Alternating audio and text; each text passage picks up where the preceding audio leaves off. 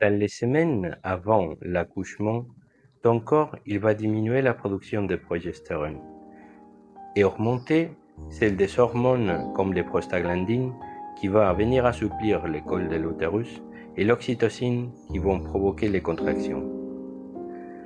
Les véritables contractions de l'accouchement sont rythmiques et douloureuses et à chaque fois plus fortes. Les muscles verticaux de l'utérus ils vont se mettre en tension en ouvrant les cols de l'utérus en même temps que celles de la partie supérieure de l'utérus, ils vont pousser et se détendre en guidant vers en bas ton bébé. C'est possible que tu expulses le mucus cervical qui a scellé ton utérus pendant 9 mois, quelques jours avant l'accouchement. Quand la poche des os va se rompre, tu peux sentir quelques gouttes ou bien du liquide à profusion qui va descendre. Le col de l'utérus il va s'assouplir et affiner pour se dilater.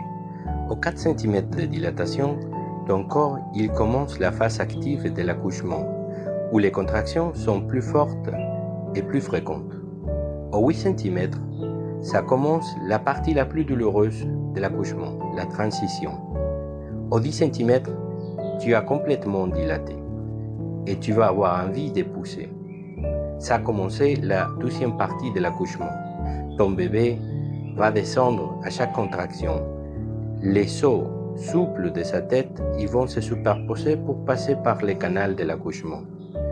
Quand on peut voir les cheveux dans la tête de ton bébé, on dit qu'il a couronné.